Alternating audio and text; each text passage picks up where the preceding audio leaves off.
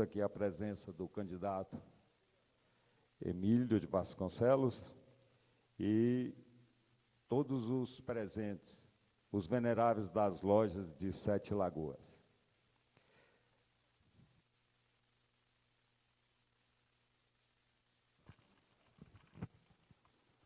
A palavra está com o candidato Emílio. Bom, primeiro, talvez vá decepcioná-los. Agradeço muito o tempo estendido, mas eu gosto de ser mais objetivo. Acho que todo mundo já me conhece, sou muito acusado ultimamente, principalmente nessa eleição, de viver do passado, de relembrar o passado, mas eu não tenho como fugir disso, e não tenho necessidade de fugir disso, e acho importante fugir disso. Então, na apresentação, eu sou filho de Sérgio Emílio e Maria Dalva, eu sou neto do Milito, o que significa, sou sobrinho neto do Vasconcelos Costa, o que significa que eu venho de uma família eminentemente política. Eu nasci no ambiente político, eu cresci no ambiente político, e isso me trouxe os melhores ensinamentos, porque era um tempo, toda hora fala que eu vivo no século passado, mas o que eu vivi, o que eu aprendi, o ambiente que eu cresci, era um tempo da boa política. A política existe, ela é necessária, ela está na nossa vida no dia a dia, desde o menor detalhe até as grandes coisas que impactam toda a sociedade, todo o Brasil. Eu cresci nesse ambiente e foi nele que eu aprendi valores que eu procuro repetir durante a minha vida inteira. Eu gosto de dizer, o primeiro ensinamento que eu tive, talvez a coisa que mais me marcou, quando eu tinha meus 7 anos de idade, no primeiro ano de grupo, e meu pai virou o prefeito da cidade. E eu me lembro como se fosse hoje, quando minha mãe chamou, nós éramos 3 filhos, Viviane ainda não tinha nascido, e deu uma lição muito clara. Eu estudava no Arthur Bernardes, uma escola pública. Ali eu tinha desde colegas da elite, porque o Arthur Bernardes era a escola de elite da cidade, mas desde os alunos mais humildes. E ela deixou muito claro de que aquela situação não poderia, de forma alguma, mudar a nossa vida. Que o meu pai estava se transformando no prefeito da cidade, mas que aquilo passaria, que teria data definida, eu nunca esqueço disso, que ele deixaria de ser o prefeito, e nós não éramos melhor do que ninguém, e tínhamos que conviver de igual para igual com todos os alunos, nunca baixar a cabeça quando tivesse alguma provocação, ou algum aluno mais rico, de mais elite que a gente, mas também nunca se sentir superior a qualquer outro aluno daquela escola. Isso marcou minha vida e eu tenho certeza que foi a pauta da minha vida, apesar de eu não ter sido nada. Eu sou filho de prefeito, filho de deputado, mas a vida depois também ensinou que quando ele deixou de ser prefeito em 76, nós vivemos, aí eu saio do grupo, vou para o colégio, já que eu tenho 15 minutos, gente, eu vou me lembrando dessas coisas. Eu saio do grupo, vou para o colégio, exatamente naquele momento da vida em que você começa a chachar alguém, vai para o colégio, era importante, e meu pai de prefeito passou a ser um homem com dificuldades financeiras, montou uma pequena distribuidora de cimento, eram entregues numa Kombi, minha mãe era motorista da Kombi, e aquilo, eu confesso, que me causou até espécie. Mas foi a nossa vida, e com ela que eu aprendi. A minha vida pessoal também não esconde ninguém, foi feita de altos e baixos, tive os meus momentos. Mas, adiantando, comecei a acompanhar meu pai, comecei a acompanhar as eleições, e vendo a característica mais marcante. A da minha mãe era a justiça, eu gosto de repetir também, ela sempre se colocava no lugar da outra pessoa, uma característica que eu tenho, estava falando agora com o Simões, de procurar entender o outro lado para o bem e para o mal. Agora, na política, por exemplo, os adversários, eu procuro antecipar as reações deles. Se eu estivesse no lugar deles, o que eu fazia? Mas isso serve também muito para o bem, de procurar entender as razões das pessoas, procurar entender as necessidades, e eu fiz isso a minha vida inteira.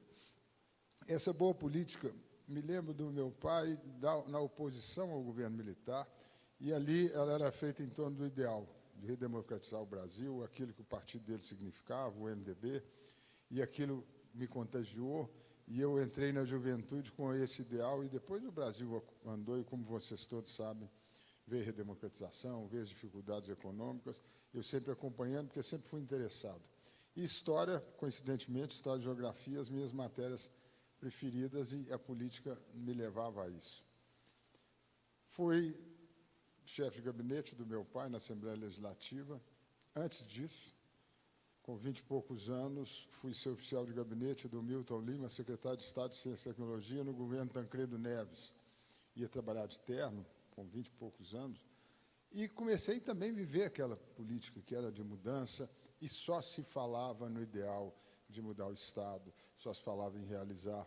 Eu não presenciei isso, os senhores podem ter certeza, jamais qualquer conversa que girasse como é a política hoje, e de onde vai vir o dinheiro. As campanhas eram muito baratas naquela época, e como vamos ganhar, como vamos ocupar, qual o benefício que isso traz à família, às pessoas, aos aliados. Esse foi o ambiente que eu vivi e que eu cresci. Uma política que esse assunto, pode-se dizer o que for do meu pai, estou falando muito dele, mas é onde eu fui criado. Jamais os senhores ouviram qualquer nesga que fosse, qualquer centavo de desvio público, qualquer ação dele que visasse beneficiar esse ou aquele grupo econômico, esse ou aquele grupo político, em termos econômicos ou em termos até pessoais de nomeação de cargos. Foi isso que eu aprendi, foi esse ambiente que eu vivi. Depois fui seu chefe de gabinete, fui assessor do secretário de Estado de Obras Públicas, Maurício de Pádua, já no governo Hélio Garcia. Nesse tempo eu estudava, fazia faculdade, fui chefe de gabinete do meu pai, e quando ele se tornou prefeito de Sete Lagoas, eu, com 27 anos, fui nomeado por ele secretário de Planejamento.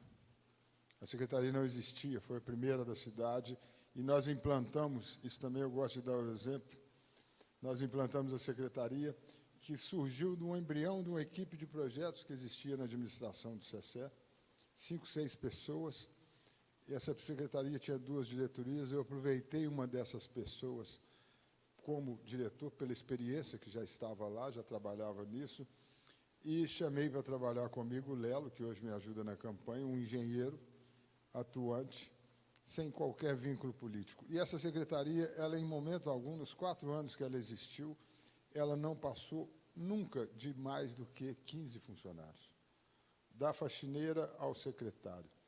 E essa secretaria, com essa equipe enxuta, ela fez muito. Essa secretaria fez o plano diretor de Sete Lagoas, o antigo existente, que foi o primeiro da cidade, criado pelo Afrânio Avelar. Nós fizemos um novo, era necessário. Nós fizemos a lei de desocupação de solo, e nós planejamos realizações nessa cidade das mais diversas áreas. Vou dar como exemplo a Avenida Sanitária do Boqueirão, que foi a primeira com emissário de esgoto, um modelo que a cidade veio seguindo depois. Todas as nossas bacias bombeiam seu esgoto para uma única bacia, que é a do Diogo e Matadouro, e foram construindo, no passar dos anos, os prefeitos que sucederam, os emissários de esgoto, mas nós começamos isso e deixamos projetado. Essa Secretaria de Planejamento, depois eu acumulei com a Secretaria de Obras, eu também executava.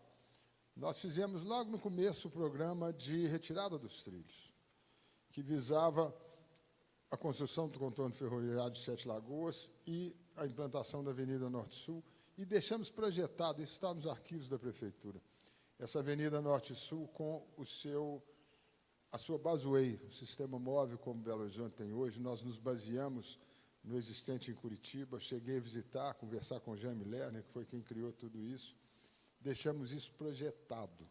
Na época não tinha a informática de hoje, está lá em papel, em cadernos volumosos, mas está projetado, não foi realizado.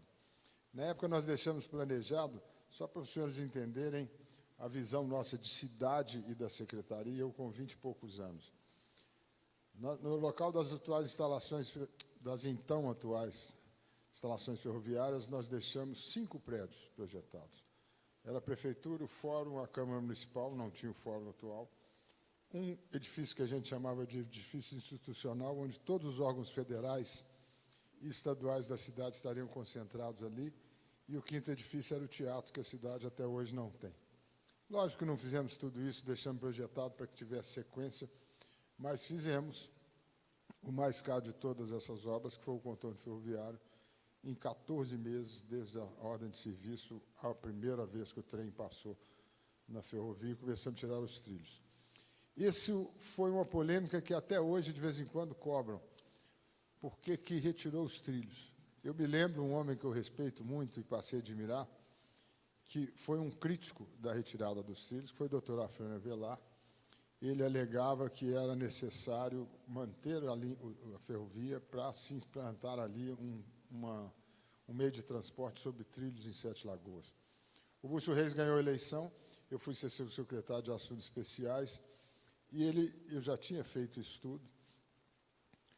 A demanda por transporte sobre trilhos em Sete Lagoas, nós teríamos que ter uma população mínima de 800 mil habitantes, coisa que não temos até hoje. Então, não justificava as intervenções, as transposições sobre o trilho para se manter, para que algum dia aquele meio de transporte fosse viável em Sete Lagoas.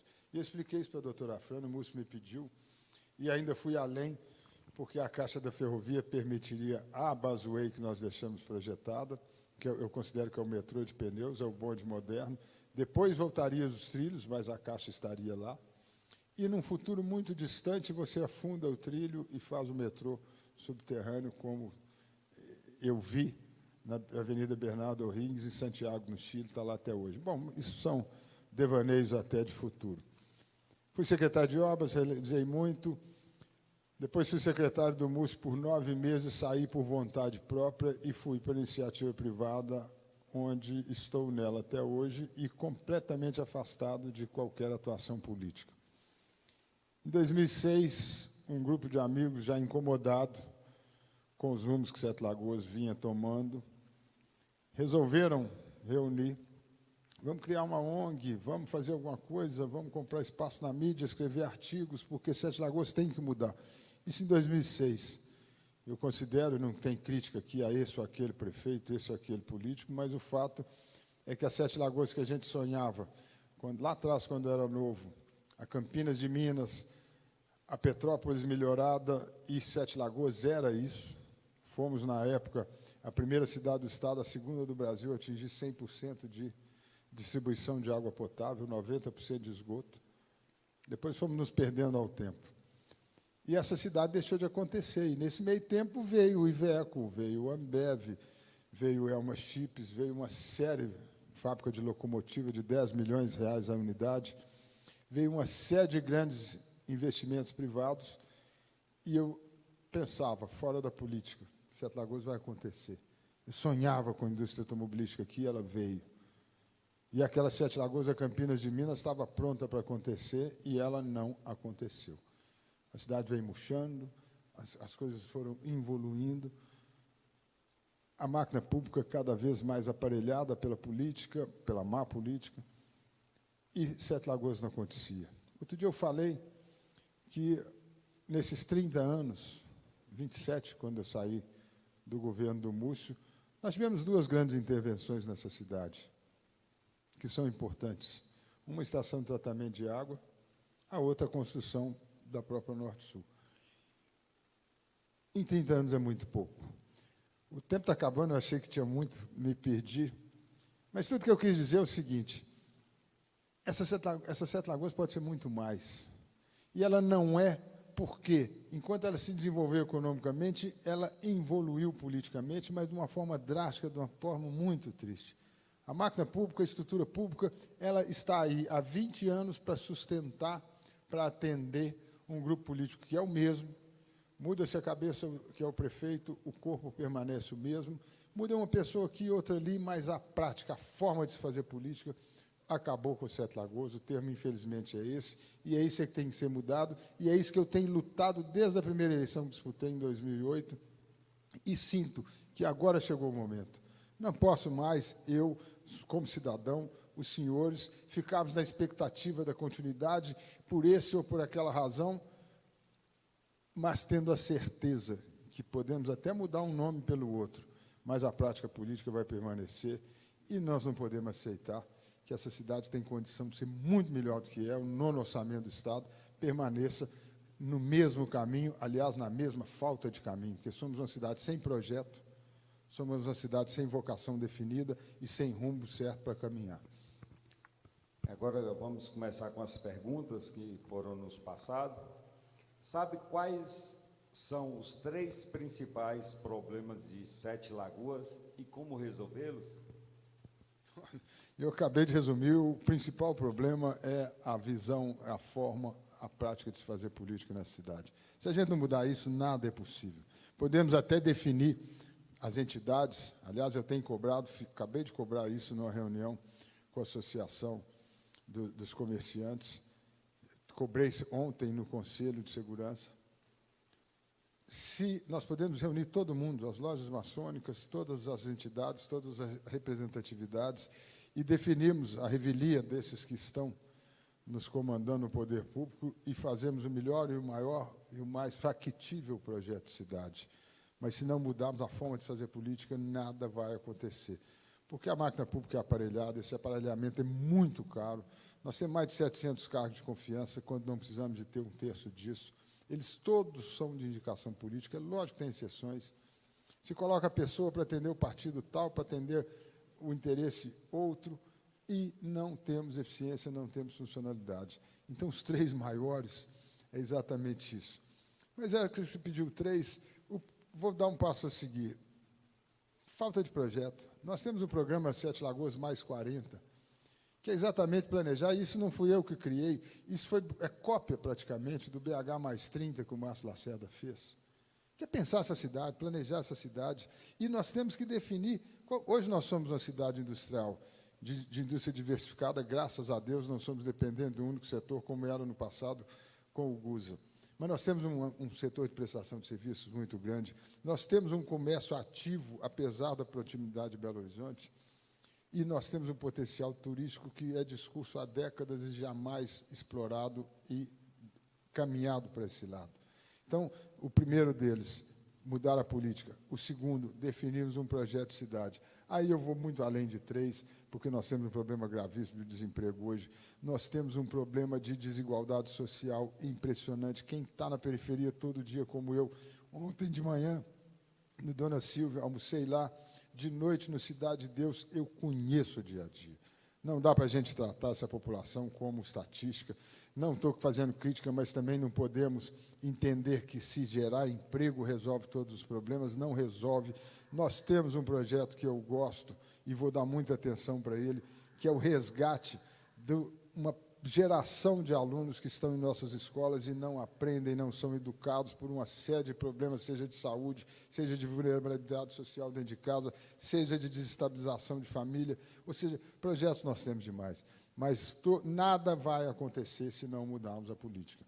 E, mudando a política, nós temos que ter um planejamento, é o meu Sete Lagoas, mais 40, para a gente definir um rumo, ter um planejamento e seguir. E o maior desafio de todos, que esse projeto seja blindado, e aí eu convoco todos os senhores, todas as entidades, para que ele deixe de ter. É outro problema grave de Sete Lagoas. Aqui o pai da criança é mais importante do que a criança. Ou seja, o projeto pode ser bom, mas é de fulano, não vamos mexer com isso, que é de Beltrano. Enquanto a gente não conseguir unir essa cidade, todas as entidades, todos os segmentos participativos, para que vire um projeto de cidade, vai acontecer o que eu já vi acontecer na estrutura de saúde de Sete Lagoas. Faça uma bela estrutura, mas ela não é blindada, amanhã vem outro prefeito, isso é coisa de fulano, vou fazer o meu, e desmancha aquilo de bom que foi feito. Qual a proposta para criação e manutenção de creches? Bom, primeiro terminar as 3 que estão em construção e paralisadas. É obra federal. Começa, termina, e é o tal do empurrar com a barriga. Eu não tenho nada com isso, é obra federal e tal. A solução tem que ser dada. Primeiro, eu falei no debate, não temos representatividade política, é fato. Então não adianta, nós não temos deputado federal hoje, mas nós temos a necessidade da cidade e nós temos bons projetos. E eu aprendi também, quando fui secretário de planejamento lá atrás, que para bom projeto tem dinheiro. Sendo específico na creche. Os projetos estão aí, as obras estão paradas, Sete Lagoas não pode aceitar isso e não pode ser letárgica ao ponto de que o governo federal cancelou o convênio, então nós vamos terminar com o recurso próprio da prefeitura. Ela tem que acontecer, porque o modelo é muito bom. As que foram construídas estão funcionando, educação infantil, e são creches também, tem bebê lá, tem berçário, como no Bougainville, que eu entrei e visitei como Cidade de Deus, então nós vamos retomar isso. Eu vou além. A nossa prioridade é cumprir a obrigação constitucional do município, que é educação infantil e ensino fundamental. Nós vamos cumprir nossa obrigação. A creche faz parte da educação infantil. Eu tenho a proposta que eu quero dar atenção também, inclusive da creche noturna, que é para atender aquela mãe, ou às vezes aquele pai, que, por necessidade de qualificação, de melhoria de vida ou de emprego noturno, tem necessidade dessa creche. Nós vamos buscar para atender, porque entendemos que é o futuro dessa criança, permitir com que os pais tenham um crescimento de vida, criem condições melhores para que essa criança cresça. Nós não tem como, foi dito, também escutei, vou fazer tantas creches, essa demanda não está identificada. Até por espaço físico, nós não temos grande necessidade de investimento em Sete Lagoas. O que nós temos que fazer é pôr para funcionar o que temos aí. Nós temos salas fechadas, na FUMEP, por exemplo, ficam de manhã e à tarde fechadas e podem e devem ser ocupadas. É mais barato que construir escola. Nós temos em Sete Lagoas, estou fugindo de creche, mas é educação também, escolas totalmente ociosas, sem alunos na proximidade. Te dou um exemplo claro, doutora Velar e Sinhá Andrade. Os alunos têm que ser transportados de longe. Não estou falando que vou fechar a escola, mas estou dizendo que você tem que ter uma gestão melhor disso. O transporte escolar hoje é caríssimo, ele é mal gerenciado. Falei hoje de manhã, né, Kefas, da questão da gente informatizar e criar um meio termo, principalmente em escolas da zona rural, para evitar esse deslocamento diário e oneroso, desconfortável para as crianças, para as famílias. Nós vamos dar uma racionalidade melhor nisso, e isso vale para a creche também. Só para acrescentar um projeto que eu gosto, também não estou dizendo, gente, nem tudo vai poder ser realizado em 4 anos, mas eu quero, que é ter ao lado da creche o centro de convivência do idoso, porque muitas vezes você aproxima o avô sem neto com o neto sem avô, e você faz uma convivência ali e melhora a vida de todo mundo. Qual a proposta para os jovens no primeiro emprego? Boa também. Sete Lagoas tem potencial, mais uma vez, inaproveitado. A FUMEP não cumpre a sua vocação, e aí eu vou voltar, vão me permitir mais uma vez o aparelhamento político. Nós temos, eu me lembro quando a FUMEP foi criada, olha eu voltando para o passado. Sonho do doutor Afrânio começou na Arthur Bernardes, depois o SESC construiu aquela bela escola, e um monte de prefeito sucedeu, melhorou aquilo. Junto com ela, o CRAMAN, que é um centro de formação também, de geração de primeiro emprego. Hoje nós temos a situação absurda. Eu me lembro do doutor Afrânio como presidente da FUMEP no governo Múcio Reis, sem remuneração, porque FUMEP é a fundação, que é dona da escola. E hoje nós temos a situação absurda de termos uma diretoria remunerada na escola, que tem que ter, e temos uma diretoria remunerada na fundação, que não tem que ter. Mas são mais tantos cargos, são mais tantas nomeações, e esse custo fica muito grande. A FUMEP foi criada, tem vocação para o primeiro emprego. Os alunos que são formados lá não são aproveitados nem pela prefeitura para cumprir o seu estágio obrigatório.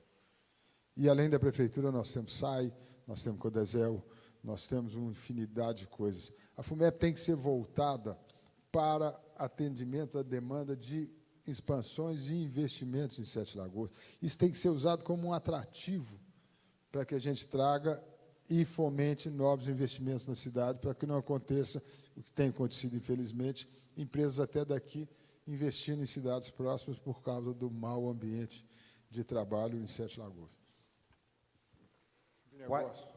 Quais as medidas a serem tomadas pós-pandemia para o comércio voltar a crescer? Temos um conjunto já definido, acabei de falar parte deles agora lá no Sindicomércio. É uma preocupação grande que a gente tem, nós temos mais de 10 mil desempregados provocados pela pandemia, e a pandemia, falei também, tem que ser aproveitada, as crises têm que ensinar alguma coisa. E o sentimento no mundo inteiro é que a pandemia aproximou as pessoas dentro de casa, aproximou as pessoas da vizinhança e aproximou os países até dentro de si. Vou te dizer bem objetivo. Primeiro deles, nós vamos mudar a base de cálculo do pagamento do ISS. Nós vamos abater dessa base de cálculo tudo que for apresentado através de notas fiscais, os contratos de prestação de serviços de prestadores da cidade, as compras no comércio local e com um desconto maior daquilo que também é produzido na cidade. Exemplo claro para entender. Se comprou um cimento da Brenan no distribuidor local, vai ter um desconto maior do que se comprou um cimento lá de Pedro Leopoldo. Então, nós estamos incentivando a indústria. Eu sei que a Brenan não precisa disso, mas serve de exemplo. Mas a ideia, a prefeitura vai estar indiretamente pagando para que o empresário de todos os setores, porque todo mundo contrata serviço e todo mundo compra, para que compre aqui e esse dinheiro fique aqui. A dúvida que eu tenho é se isso vai ser permanente ou progressivo. É lógico que eu vou precisar de mais estudos, não defino isso sozinho, vou ter que ter uma equipe para definir essas alíquotas de descontos e se vai ser progressivo ou permanente. Outra delas é um conjunto. Tem um programa habitacional que passa pelo fornecimento da cesta básica de materiais de construção, todos de produção local. Pedra de mão, brita, areia, cimento. O alicerce está pronto. Tijolo com areia e cimento. A parede subiu. Telha que nós produzimos. Lajota hidráulica de ardósia para fazer as paredes molhadas do banheiro e da cozinha. Já demos dignidade para a pessoa entrar. E é o poder de compra da prefeitura no comércio local. Um que eu, no primeiro momento, considero até emergencial. Substituir o kit escolar que é comprado em empresas de fora do Estado por vales para ceéreos, em nome da mãe, especificado o que pode ser comprado com esse vale, porque senão alguém vai trocar por cachaça, por brinquedo para o filho. Só vale para aquilo e vai ter que ser comprovado com nota fiscal do comerciante, porque é a prefeitura que vai pagar aquele vale, para que, ao invés de fornecimento do kit escolar, esse vale seja comprado no comércio local. Pelo menos no primeiro ano vai acontecer, se vai ter sequência depois, nós vamos avaliar. Mas isso é uma forma de a gente voltar a economia para dentro, gerar o emprego, garantir os empregos existentes. Essa é uma preocupação econômica. Tem outras sociais que eu espero não sejam necessárias, que seria até o caso de um subsídio maior no restaurante popular para aqueles comprovadamente desempregados. Tudo que eu falo aqui, gente, quando eu falo no programa habitacional, quando eu falo nos comprovadamente desempregados, quando eu falo na seriedade do Vale, é exatamente para impedir que o que aconteça com isso, o que acontece em Sete Lagoas há 20 anos. Eu falei de política habitacional, eu conheço N casos no Lagoa Grande, 500 casas para atender a demanda, e houve distribuição política, sim. Casas estão sendo vendidas, casas estão sendo alugadas, vereadores indicaram quem tinha, e eu me deparo com casas interditadas na encosta do Itapuã 2, que comprem todas, eu vi a documentação, todos os critérios, requisitos para irem para Lagoa Grande e não foram sequer entraram no sorteio, porque não tinham um apadrinhado para colocar ali. Então, vou voltar. Eu estou insistindo, mas é o que tem que acontecer. Temos que mudar a política, porque podemos ter os melhores e os mais sérios programas. Com essa forma de fazer política aí, ele vai ser corrompido, não estou falando de tirar dinheiro do bolso, mas ele vai ser corrompido pela política, pela ineficiência, e não vai funcionar. Se eleito, como vê a questão nas redes de ensino públicas e privadas? Quais ações pretende tomar nessa área? Desculpa, no começo eu perdi. Se eleito, como vê a questão nas redes de ensino pública e privada? Quais ações pretende tomar nessa área? Rede de ensino, acho que eu já falei bastante aqui. Nós temos que, em primeiro lugar, a gestão de tudo isso. O segundo lugar é o foco mesmo constitucional. Eu vou focar nisso, sem largar os outros. Também dei exemplo da FUMEP. É educação infantil, ensino fundamental. Mas é fazer o que ninguém faz e se preocupa há muitos anos. Eu tenho certeza que os senhores não viram nenhuma discussão, nenhum projeto, nenhum debate, nenhuma ação que se fale em qualidade na educação. A educação no Brasil, em Sete Lagoas, muito pior, se limitou há muitos anos em atender vagas. Criar escola para atender vaga, porque tem demanda de X vagas naquele bairro ou no outro. Não há discussão de qualidade. Tem o discurso de sempre, vamos pagar o piso salarial para o professor? Vamos, e é necessário. Vamos pagar a atividade? Vamos, e é necessário. Mas vamos cobrar e vamos definir aquilo que não tem projeto. Nós vamos dar atenção a isso. Quero uma educação de qualidade, eu sou ambicioso, me chamam às vezes de sonhador. É ter uma educação de qualidade naquilo que é obrigação da prefeitura, para que a família amanhã vá exigir a mesma qualidade do ensino médio que é do Estado. Dentro disso, nós temos uma série de projetos. Outro que eu gosto, escola aberta no final de semana. Mais do que, e ele contribui com a formação do jovem para o primeiro emprego, é aproveitar essas estruturas físicas, os prédios estão lá, as quadras, os ginásios, e ficam fechados no final de semana, e nossa criançada toda na rua, sendo cooptada pelo traficante, por tudo que há de errado. É ter atividades que envolvam as famílias. O ideal é você levar o pai junto, a mãe junto, a avó. Na periferia, a maior parte das crianças são criadas pelas avós. Basta ir lá para ver. Vou dizer que é em torno de 80%. Nós temos que envolver as famílias com as atividades culturais, profissionais, esportivas. Estou até falando muito, mas vou dar um exemplo muito claro. No Dona Silvia, nós temos uma bela quadra do lado da escola e o portão de frente é uma grade. Os alunos saem do recreio e ficam conversando com o traficante na porta. Se você fizer um muro de 6 metros, você separa o pátio onde está a quadra do portão de entrada. Já não tem como conversar. E permite você abrir a quadra no final de semana para que a comunidade use a quadra com atividade esportiva. Às vezes são detalhes que faltam na cidade.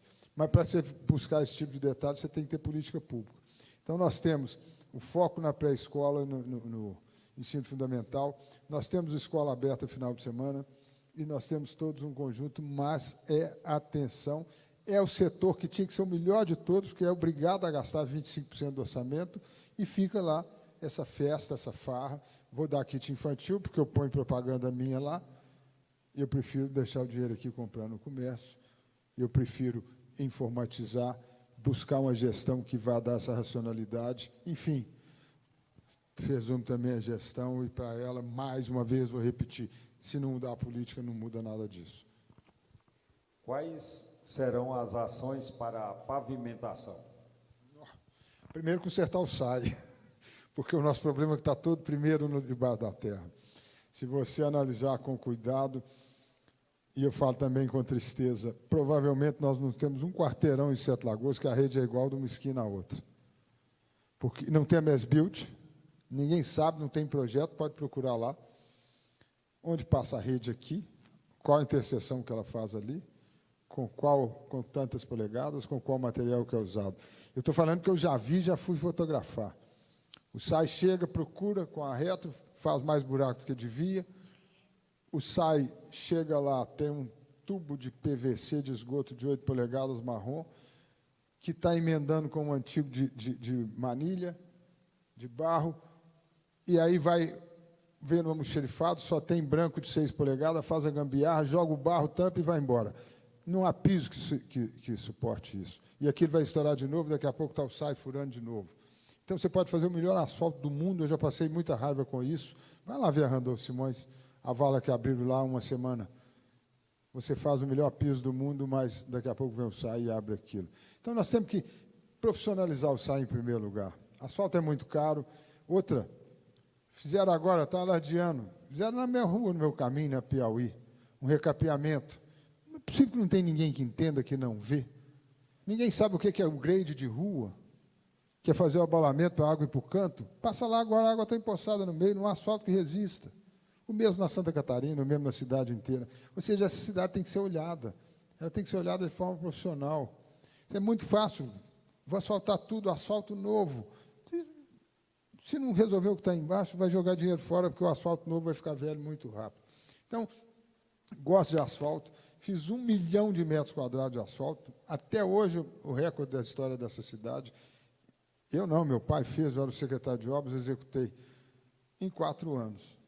Sei da necessidade, sei até do retorno político que isso dá, porque o povo adora asfalto, mas não podemos continuar jogando dinheiro fora, como tem sido feito nos últimos muitos anos nessa cidade. E vou além.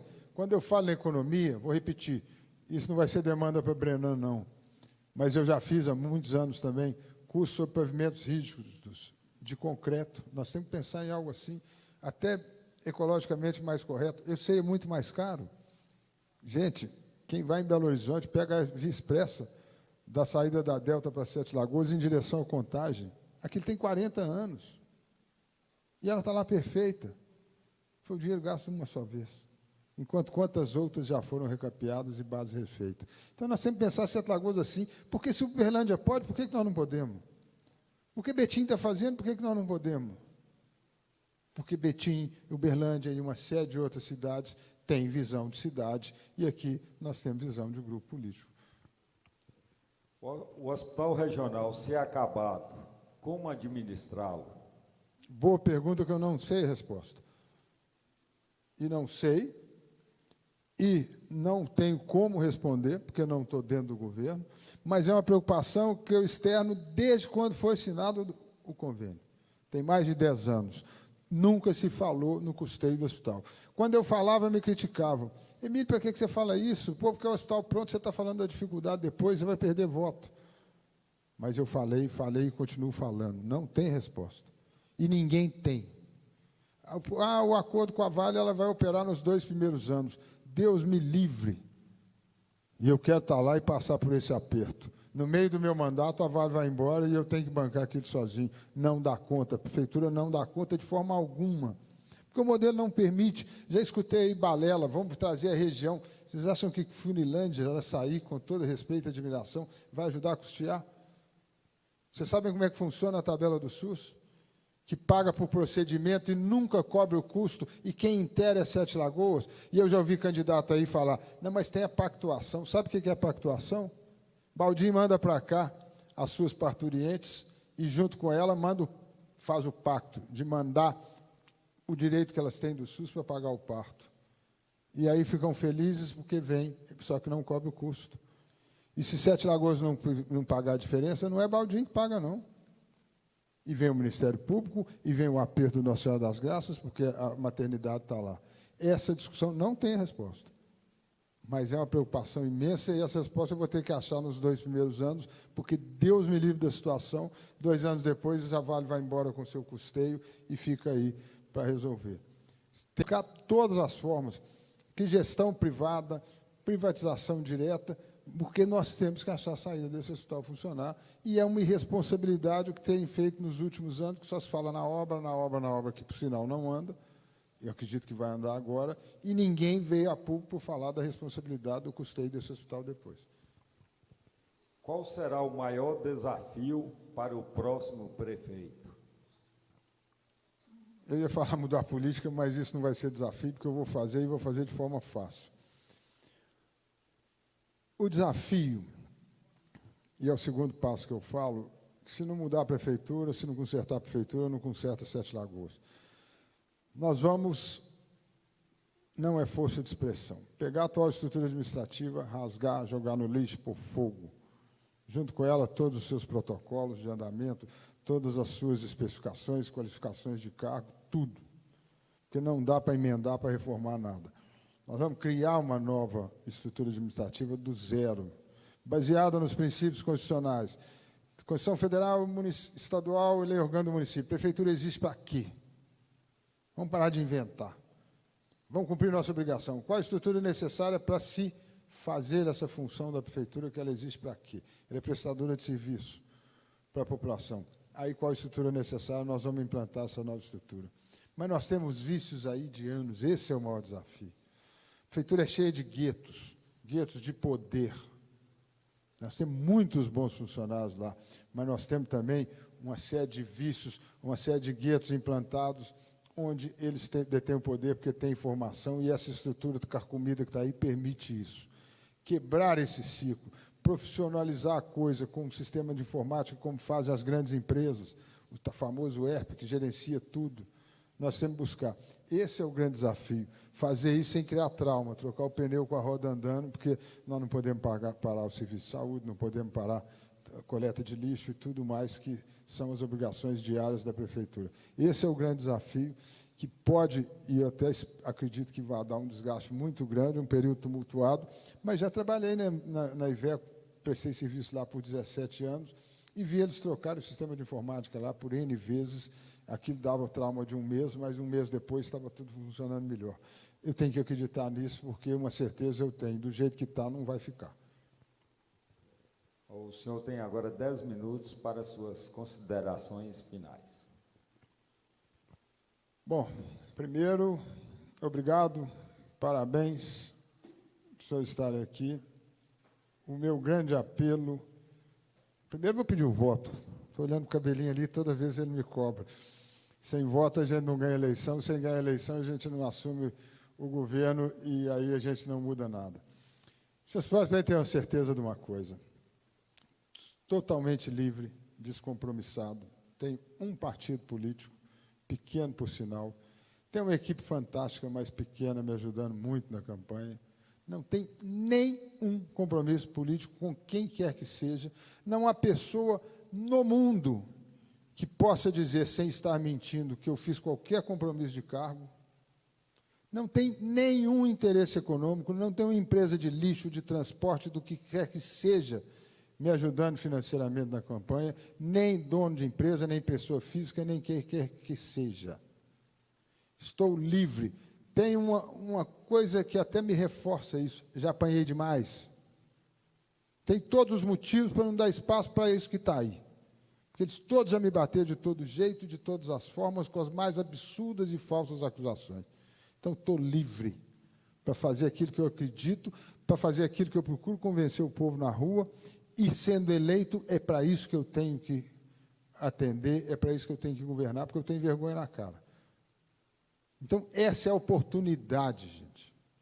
Sete Lagoas tem uma escolha muito clara agora. Não é nem o Emílio, é a liberdade, as condições que eu me apresento, eu represento. Ou nós temos a certeza. Hoje eu conversei no almoço, foi na minha casa, assessoria de determinado candidato. E eu falei muito claro, não faz diferença se trocar fulano por Beltrano, porque a política é a mesma. Ah, um é novo, o outro é viciado, a política é a mesma. A forma de se fazer, de se montar a estrutura, os partidos que apoiam, que transferem dinheiro, as forças econômicas que estão juntas, a conta vai continuar aí para Sete Lagoas pagar. E Sete Lagoas somos nós. Nós é que pagamos. Esses infinidade de 700 cargos que tem que ser de atendimento político, os contratos que tem que honrar. Os senhores acham que... Eu vou dar exemplo muito claro.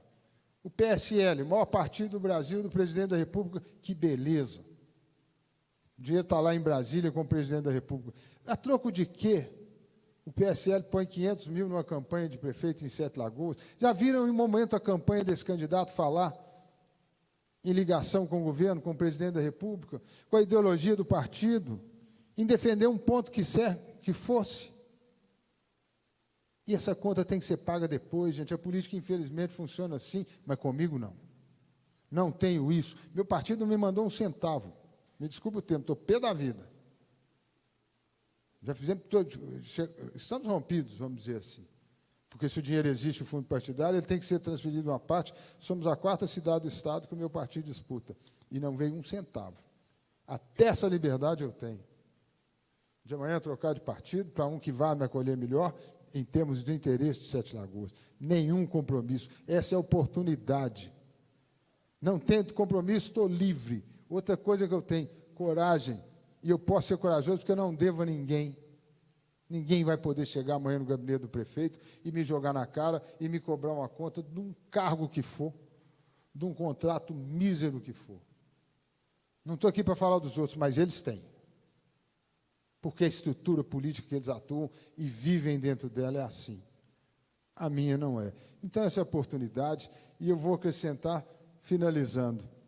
Não adianta eu ter liberdade, não adianta eu ter coragem, não adianta eu fazer o melhor projeto de cidade, se a gente não mudar também a cultura dessa cidade. O filho tem que ser mais importante, a criança tem que ser mais importante que o pai. Eu quero deixar um projeto, e discutido com os senhores, com toda a sociedade, um projeto de cidade, mas que ele não vai ser do Emílio, do prefeito Emílio, ele vai virar de cidade para que ele tenha continuidade. Depois vai ter que ter ajuste, sim, novas situações vão ter que surgir, mas vocês, as entidades, os segmentos têm que comprar essa ideia para que vire projeto de cidade. O prefeito vai passar, nós todos vamos. Meu mandato é de 4 anos, mas nós temos que mudar, cara, o rumo dessa cidade. Não é possível que eu, com meus 58 anos, amanhã vai estar com 62, passou mais 4 anos. Está na hora, gente. Vamos fazer uma cidade diferente, porque Sete Lagoas pode. O 9º maior orçamento do Estado. Não vai ser do dia para a noite, mas temos que começar. E eu estou aqui para isso, para começar a mudar essa história. E não vai ser sozinho, preciso de todos os senhores para que aconteça. Vamos fazer algo melhor para nossos filhos, é lugar comum. Meus filhos já estão velhos, eu estou com um morando na Austrália, que eu não sei se volta, porque lá ele vê que a coisa funciona. Está lá há 3 anos, o outro doido para ir. Mas, se Deus quiser, uma hora ainda vou ter neto e nós vamos deixar uma cidade muito melhor para eles. Obrigado. As lojas maçônicas de Sete Lagoas agradecem a sua solicitação para que nós ouvíssemos suas propostas. Obrigado por estar presente aqui. Obrigado a todos os presentes e a todo o público aí.